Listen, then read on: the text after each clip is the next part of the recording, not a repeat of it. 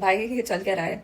I recently met up with a friend of mine who was sharing their MBA experience, and I did not expect this to be something that is very common, accepted, and a normal practice. So apparently, placements in a lot of institutes is not like how we think it is. That's so good. Do your internships, do the right work, and you'll have a job.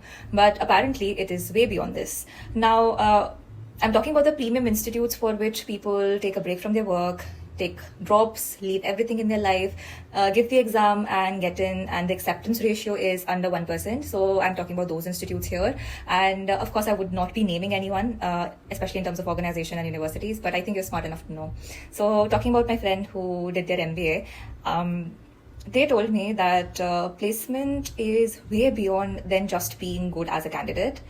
For their university, there were a lot of backlash, and there is a lot of fight going on even now when their batch has already graduated some time back. So what apparently happened with them was all the placements were done based on favorism. So if a person is the teacher's favorite, or maybe they are sexually involved with any placement committee students, or if they have any situationships or any such favors associated with any of the authorities or the placement committee, then it was 100% sure that they were going to get a really good placement. So apparently only 2-3 people who scored really well in the exam and had a good rank ended up getting a good job. But talking about the rest of the people, all of them, despite having a good grade, struggled.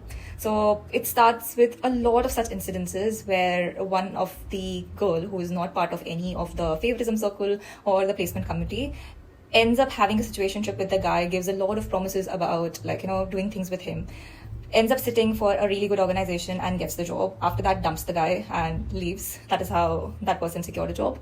Then there was another incident where a placement committee person got a very big organization for the placement process, and apparently, because it was a very big organization, literally everyone applied for a place or seat in that organization. But turns out that even the good rankers, even the people with experience, no one got a shortlist. And only this person who had actually gotten the organization for the placement drive for this university ends up getting a job.